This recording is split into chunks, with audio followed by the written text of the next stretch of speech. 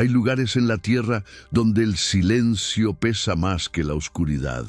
5 exploradores bajaron a una caverna en Chiapas en marzo de 2011. Solo 3 regresaron, y lo que trajeron consigo no fueron respuestas, sino un terror que aún hoy los persigue cada noche. Esta es la historia de lo que encontraron bajo la selva lacandona y de aquellos que nunca volvieron a ver la luz del sol. Si te apasionan los misterios sin resolver, suscríbete a Ecos del Silencio y activa las notificaciones. Porque lo que estás por escuchar podría cambiar todo lo que creías saber sobre lo que yace bajo nuestros pies. La caverna de Cima de las Cotorras, cerca de Ocosocuautla, Chiapas, es conocida por los lugareños como la boca del inframundo. Un abismo vertical de 140 metros que desciende hacia entrañas de piedra caliza, formadas durante millones de años por ríos subterráneos que excavaron laberintos imposibles. Cada amanecer, miles de cotorras salen en espiral desde las profundidades, un tornado verde que rompe el silencio de la selva. Y cada atardecer regresan, como si cumplieran un pacto antiguo con la oscuridad.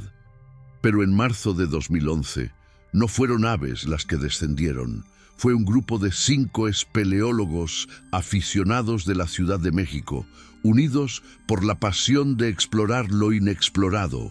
Gabriel Ruiz, el líder del equipo, tenía 34 años y era ingeniero civil. Meticuloso, obsesivo con los protocolos de seguridad, había planificado esta expedición durante 8 meses. A su lado estaba Mariana Solís, geóloga de 31 años, la única mujer del grupo, conocida por su capacidad de leer las rocas como otros leen libros. Luego venía Rodrigo Campos, fotógrafo de 36 años, cuyo objetivo era capturar imágenes de las formaciones de estalactitas que, según los mapas antiguos, existían en cámaras nunca documentadas. Iván Torres, paramédico de 29 años, era el encargado de la seguridad médica. Y finalmente, Diego Montero, biólogo de 32 años, quien buscaba especies endémicas de murciélagos que solo habitaban en las zonas más profundas. La mañana del 12 de marzo amaneció con niebla espesa. Los 5 llegaron al borde de la cima a las 6 de la mañana, con más de 200 kilos de equipo. Cuerdas, arneses, lámparas de carburo, oxímetros, bolsas de hidratación, radios de corto alcance y cámaras. Gabriel revisó cada mosquetón 3 veces. Mariana verificó las lecturas de gases en la entrada del abismo. Todo parecía normal. Los niveles de dióxido de carbono eran estables.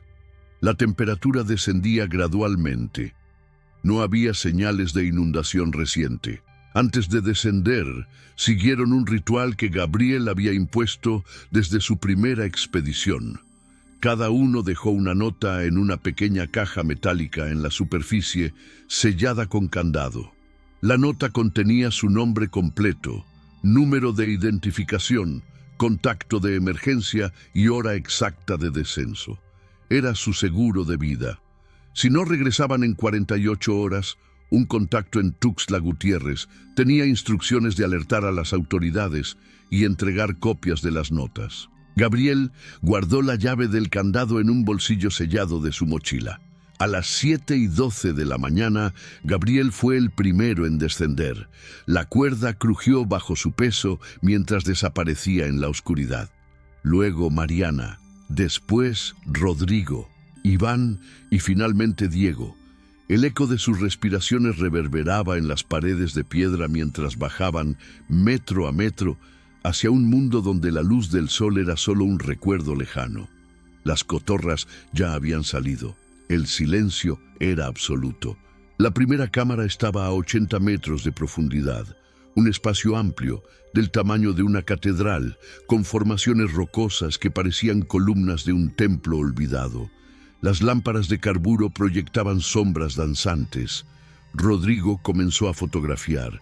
Diego identificó 3 especies de murciélagos colgando del techo, sus cuerpos diminutos temblando ante la luz invasora. Mariana tomó muestras de mineral.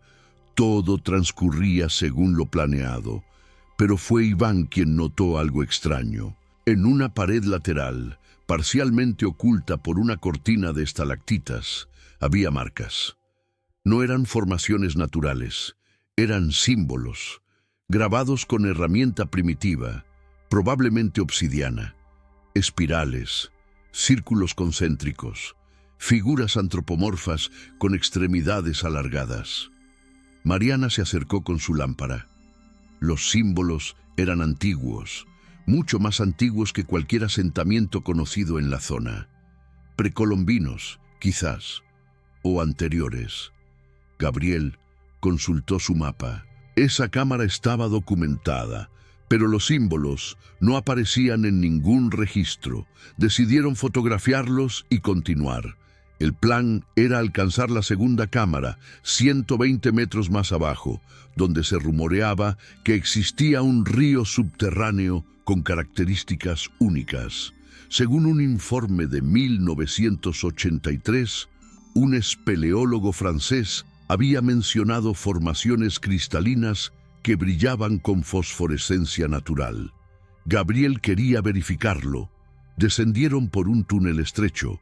Las paredes se cerraban a ambos lados, obligándolos a avanzar de lado, con las mochilas rozando la piedra. Rodrigo documentaba cada metro con su cámara. Diego recolectaba muestras de guano. Mariana medía la humedad relativa. Iván monitoreaba los signos vitales de todos con un oxímetro portátil. Todo normal. 82 pulsaciones por minuto en promedio. Saturación de oxígeno en 96%. Alcanzaron la segunda cámara a las 10:30 de la mañana, y lo que vieron los dejó sin palabras. El río subterráneo existía, pero no era agua lo que fluía, era un líquido denso, casi viscoso, de color ámbar oscuro, y brillaba, no con fosforescencia, sino con un resplandor propio, como si llevara luz atrapada dentro. Las paredes de la cámara estaban cubiertas de cristales que reflejaban ese brillo, creando un efecto hipnótico, un caleidoscopio de sombras y reflejos dorados. Mariana se arrodilló junto al río. Tomó una muestra con un vial esterilizado.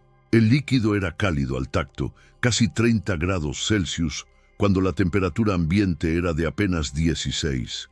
No tenía olor, no burbujeaba, simplemente fluía, lento, perpetuo, hacia algún lugar más profundo en las entrañas de la tierra.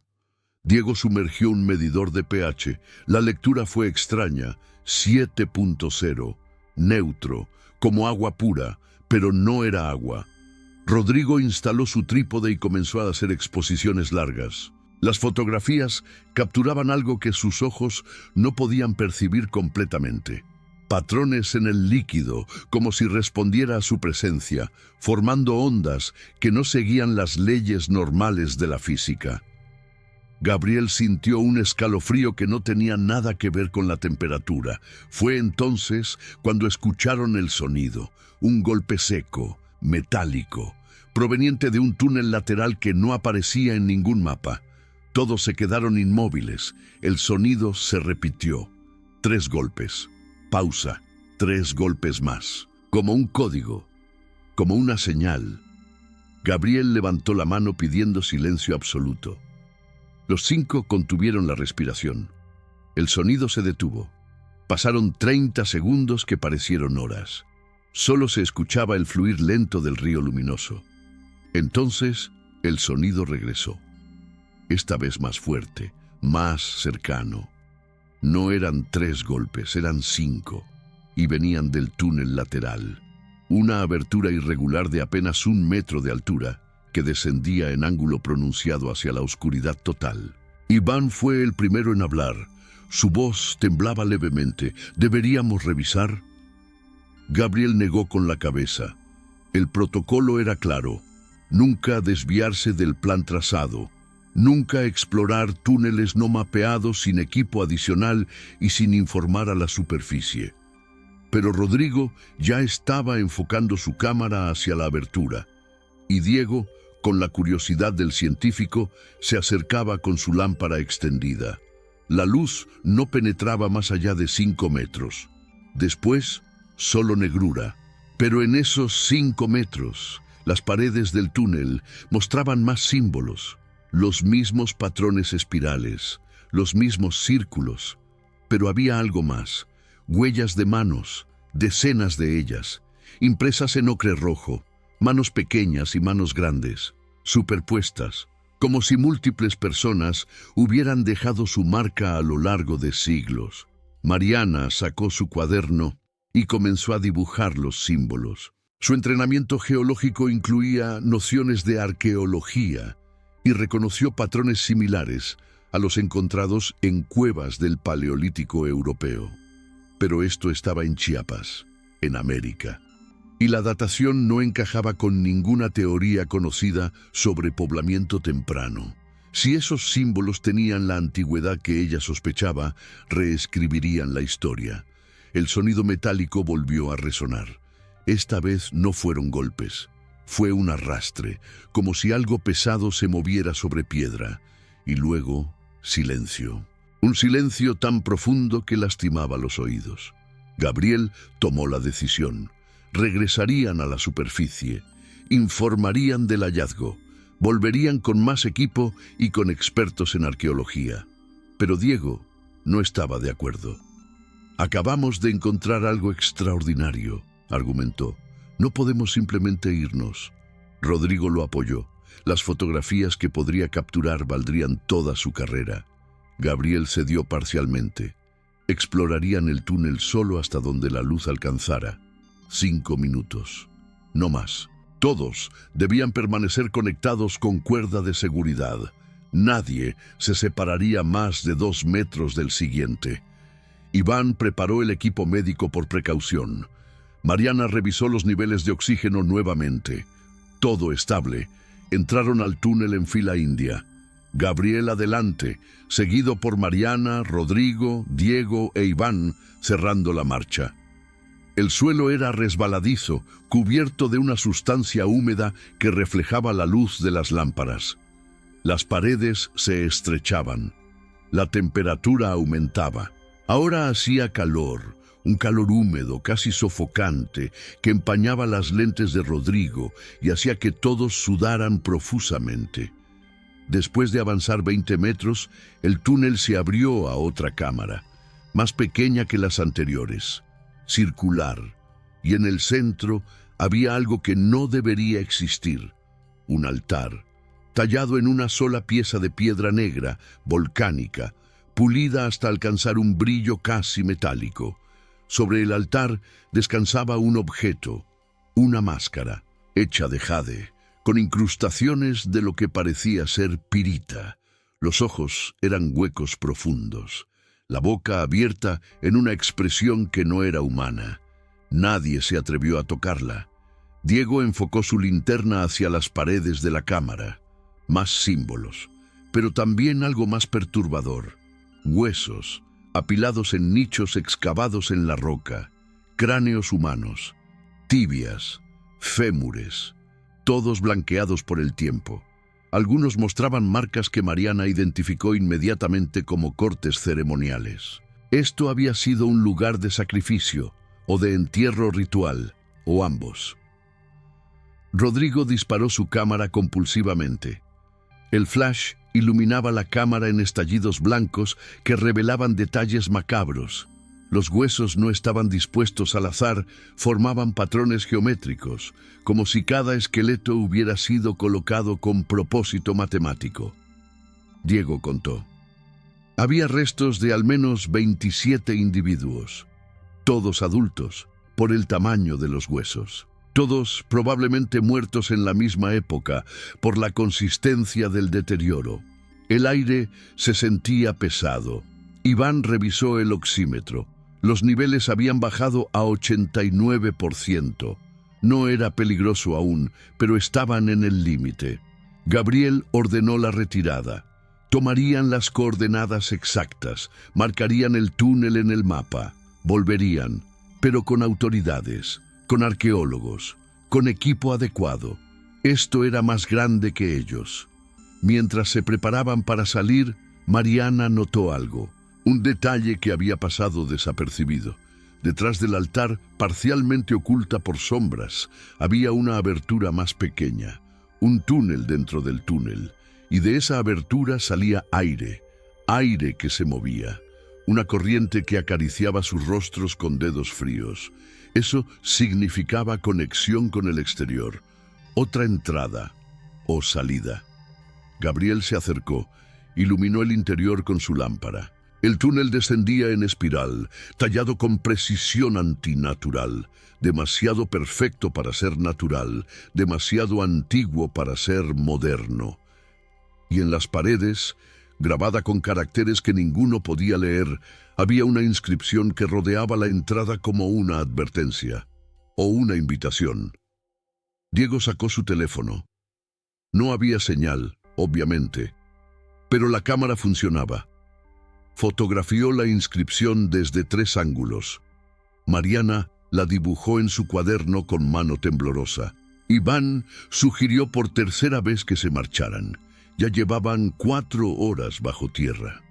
El tiempo pasaba diferente en las profundidades. Pero Rodrigo había visto algo más. Su ojo entrenado de fotógrafo detectó un reflejo.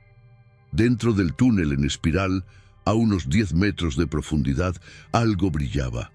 El mismo brillo ámbar del río, solo que más intenso, pulsante, como si estuviera vivo. Esa fue la última decisión racional que tomaron. Gabriel propuso lo impensable, descender solo hasta verificar qué causaba ese brillo. 5 minutos, solo él. Los demás esperarían. Mariana se opuso violentamente. Era una locura. Violaba todos los protocolos. Gabriel insistió. Era el líder. Era su responsabilidad. Si algo salía mal, los demás podrían rescatarlo. Tenían cuerda suficiente. Rodrigo ofreció acompañarlo. 2 pares de ojos eran mejor que uno. Diego también se ofreció. Al final, fueron 3 los que descendieron por el túnel en espiral. Gabriel, Rodrigo y Diego. Mariana e Iván se quedaron en la cámara del altar, sosteniendo las cuerdas de seguridad, contando los segundos, sintiendo cómo el peso de la montaña presionaba sobre sus cabezas. Pasaron 5 minutos, luego 10. Las cuerdas se tensaban y aflojaban, señal de que seguían moviéndose. A los 15 minutos, Mariana llamó por radio. Estática. Llamó de nuevo. Más estática. Iván probó con la suya. Nada. Las radios de corto alcance no funcionaban. La piedra bloqueaba la señal. Mariana jaló la cuerda de Gabriel, sintió resistencia. Luego, nada. La cuerda cedió. Había sido cortada. El pánico fue instantáneo. Iván gritó sus nombres hacia el túnel. El eco devolvió su voz distorsionada, multiplicada, como si 100 gargantas respondieran desde la oscuridad. Mariana jaló las otras 2 cuerdas, ambas cortadas, no con desgaste, con un corte limpio, como tijera, como navaja. Mariana e Iván se quedaron paralizados. La luz de sus lámparas temblaba en sus manos. La lógica decía que debían entrar, buscarlos, pero el instinto, ese instinto primitivo que mantiene vivos a los organismos, les gritaba que corrieran, que huyeran, que dejaran atrás ese lugar maldito. Mariana fue la primera en reaccionar. «Soy geóloga», dijo con voz firme aunque sus manos temblaban. «Las cuerdas no se cortan solas. Hay una explicación. Tal vez fricción con roca filosa. Tal vez...» Pero no terminó la frase, porque del túnel en espiral surgió un sonido que ningún ser humano debería escuchar. No era grito, no era llanto, era algo intermedio, un lamento que arrastraba consonantes imposibles, modulado en frecuencias que hacían doler los dientes. Y luego, silencio. Iván activó su radio de emergencia, la que tenía mayor alcance. Solo funcionaba en caso extremo porque gastaba toda la batería en una transmisión. «Mayday, Mayday», susurró. 5 exploradores encima de las cotorras. 3 desaparecidos. Necesitamos extracción inmediata. Repito, extracción inmediata, coordenadas. Se detuvo. No sabía las coordenadas exactas de dónde estaban. Estaban perdidos dentro de un laberinto que ningún mapa incluía. La respuesta llegó distorsionada. Una voz metálica, apenas comprensible. Entendido. Equipo de rescate en ruta. Permanezcan en posición. No desciendan más. Repito, no desciendan. La transmisión se cortó. La radio murió con un chasquido eléctrico. Ahora estaban completamente solos. Mariana tomó la decisión. No podían quedarse inmóviles. Tenían dos opciones: descender tras Gabriel, Rodrigo y Diego, o regresar a la superficie y esperar ayuda. La opción racional era la segunda. Pero la culpa, esa culpa aplastante de abandonar a los compañeros, pesaba más que la razón. Entramos hasta donde podamos ver, propuso.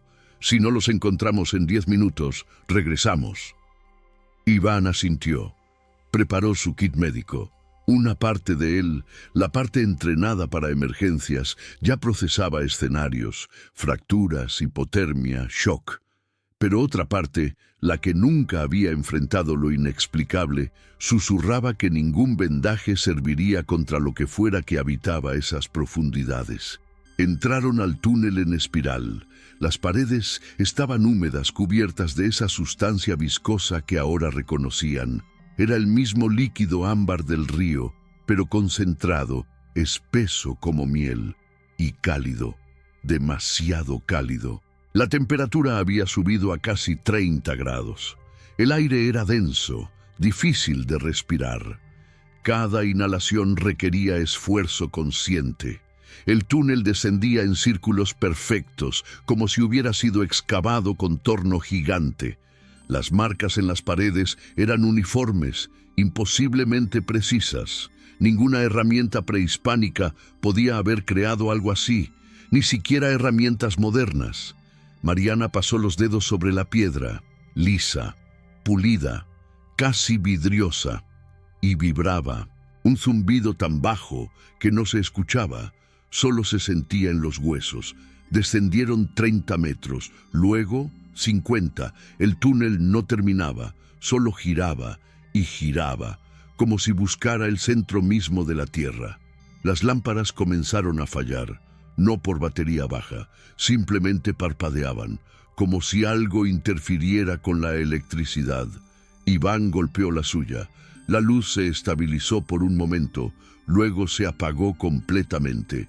Quedó solo con la de Mariana. Eso fue cuando encontraron la mochila de Gabriel, abandonada en medio del túnel, abierta, su contenido esparcido, el oxímetro hecho pedazos, el mapa rasgado en fragmentos, su radio pulverizada como si hubiera sido aplastada con fuerza sobrehumana. Pero no había sangre, no había señales de lucha, solo destrucción metódica del equipo. Mariana recogió el mapa roto, intentó unir los pedazos. En uno de ellos, con letra temblorosa que apenas reconoció como la de Gabriel, había una frase garabateada: no es una cueva, es una garganta, y debajo un símbolo, el mismo que habían visto repetido en las paredes, la espiral. Iván quiso retroceder. Esto no tiene sentido, susurró. Tenemos que salir ahora. Pero Mariana vio algo más adelante, una luz, no el brillo ámbar. Esto era diferente, azul, fría, artificial, una luz de lámpara, la de Rodrigo. Corrieron. El túnel se ensanchaba. Desembocaba en otra cámara, más grande que todas las anteriores, y allí estaban Rodrigo y Diego, de pie, inmóviles, mirando hacia arriba, sus lámparas encendidas pero olvidadas en el suelo. Mariana gritó sus nombres. No hubo respuesta. Se acercó, los tocó. Rodrigo giró lentamente. Sus ojos estaban abiertos, pero no la veían. Estaban enfocados en algo por encima de ella, algo en el techo de la cámara. Mariana levantó su lámpara y deseó no haberlo hecho.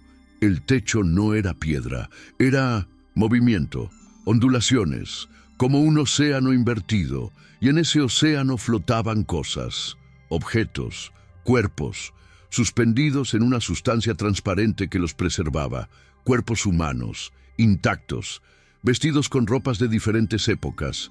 Reconoció telas indígenas prehispánicas, armaduras españolas oxidadas, uniformes militares del siglo XIX y algo más reciente, una mochila con logotipo de Universidad Francesa, 1983. El espeleólogo que nunca regresó. Iván vomitó. El sonido resonó obscenamente en el silencio. Mariana jaló a Rodrigo del brazo, reaccionó como autómata, se dejó guiar. Diego también, pero sus ojos permanecían vacíos, como si algo les hubiera robado la voluntad. ¿Dónde está Gabriel?, preguntó Mariana. Rodrigo movió los labios. No salió sonido. Intentó de nuevo. Bajó. Susurró finalmente, más abajo. Dijo que había encontrado el origen, dijo que tenía sentido, dijo que todo tenía sentido. Más abajo había otro túnel. Y de ese túnel emergía el brillo ámbar, pero ahora era cegador, pulsaba como corazón. Y con cada pulso, Mariana sentía algo, una presión en la mente, como si algo intentara entrar, como si algo quisiera mostrarle, explicarle, hacerla entender. Se resistió, agarró a Rodrigo y Diego, ordenó a Iván que tomara las mochilas, tenían que salir, ya, pero sus piernas no respondían, el brillo aumentaba, y en ese brillo comenzó a ver cosas, imágenes, no con los ojos, con algo más profundo. Vio la caverna como había sido hace 1000 años. Vio figuras encapuchadas descendiendo con antorchas. Vio el altar, vio sacrificios, vio la máscara de jade colocada sobre rostros vivos que dejaban de serlo. Vio el río ámbar brotar de una grieta que no debería existir. Vio... Iván la abofeteó. El golpe fue lo suficientemente fuerte para sacarla del trance. Mariana parpadeó. Estaban corriendo. ¿Cuándo habían empezado a correr? Rodrigo y Diego corrían también, pero como sonámbulos, tropezando, siendo arrastrados. El túnel en espiral ahora ascendía. O eso parecía. Todo giraba. Llegaron a la cámara del altar. La máscara de jade ya no estaba sobre la piedra. Estaba en el suelo, rota, como si alguien la hubiera destrozado con rabia o con miedo. Las cuerdas cortadas seguían allí. Mariana las ignoró. Siguieron corriendo. Alcanzaron la segunda cámara. El río ámbar ahora fluía más rápido. Casi hervía. Burbujas enormes estallaban en la superficie, liberando vapor que olía a azufre y a algo más. Algo orgánico, algo podrido. Iván los empujó hacia el túnel estrecho. Adelante, adelante. La primera cámara. Las estalactitas parecían colmillos. Las sombras tenían forma. Mariana no miró atrás. Solo subía, metro a metro. La cuerda principal que los llevaría a superficie estaba donde la habían dejado. Iván aseguró a Rodrigo primero. Lo izó. Luego Diego. Luego Mariana. Finalmente él mismo. Emergieron a la luz del día a las 6:40 de la tarde. Habían estado bajo tierra casi 12 horas. El equipo de rescate ya estaba en el borde de la cima. Paramédicos, policía estatal, un helicóptero en espera. Rodrigo y Diego fueron llevados inmediatamente a la ambulancia. No hablaban, solo miraban al cielo con expresión ausente.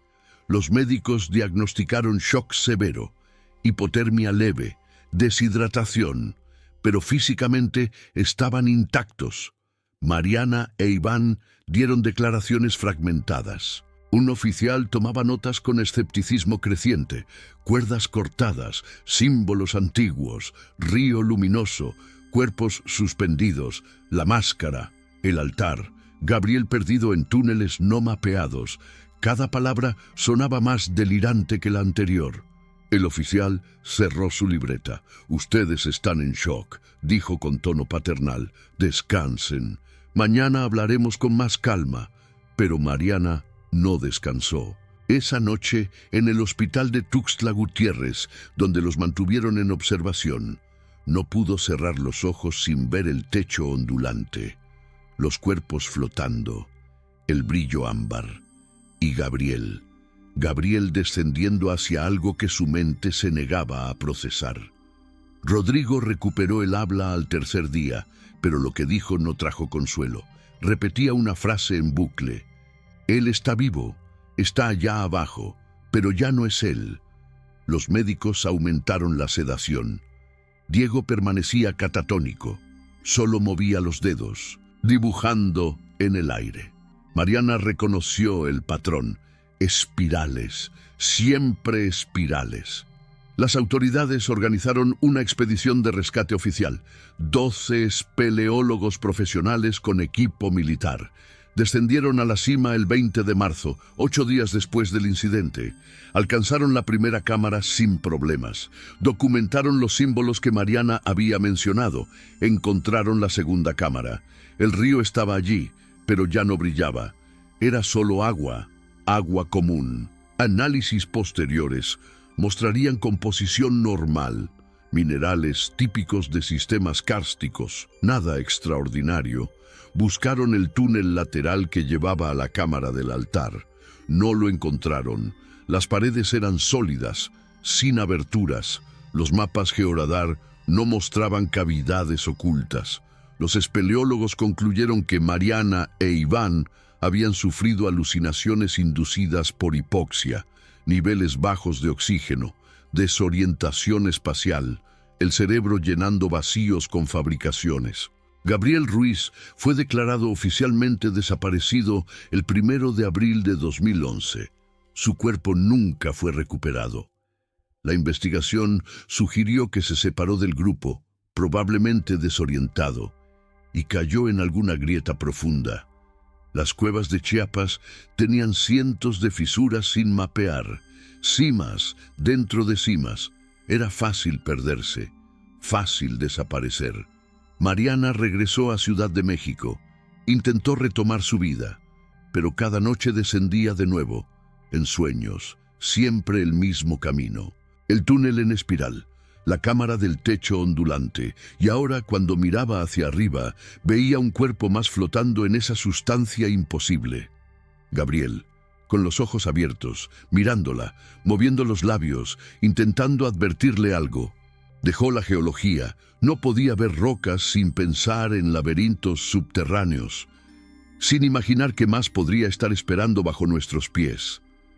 Se mudó a Monterrey, cambió de carrera, trabajó en administración, intentó olvidar, pero las espirales aparecían en todas partes, en el café removido, en el desagüe del fregadero, en el patrón de las nubes.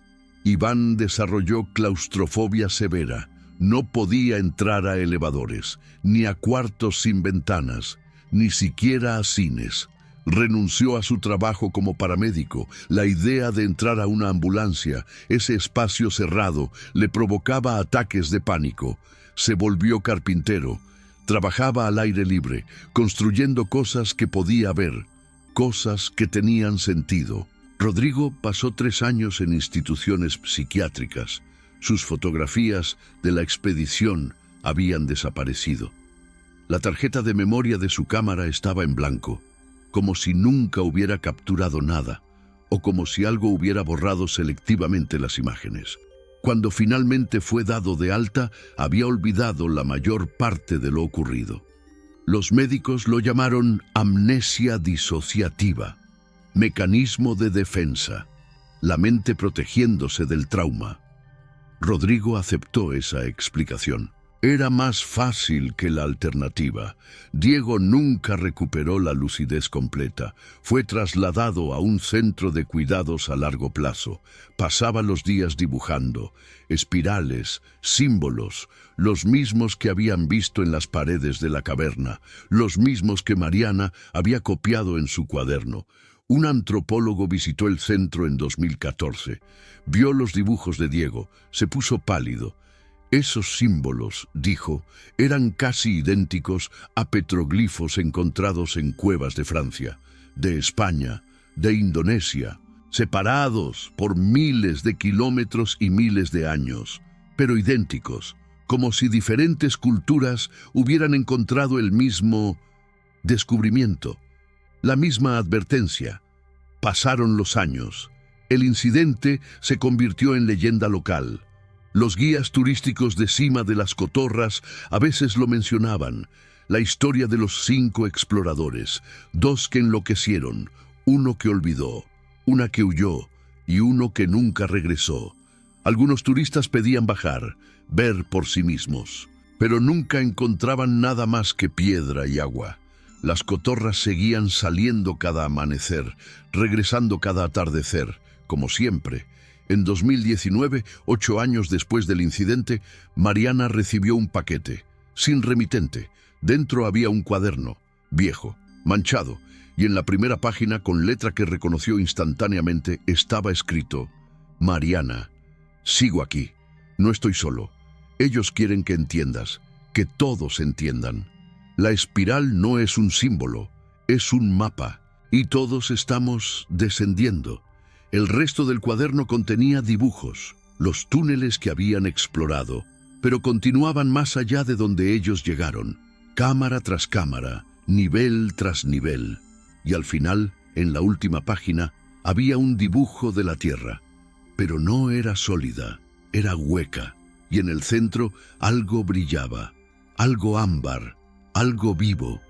Mariana quemó el cuaderno esa misma noche, esparció las cenizas en el río, pero ya era tarde.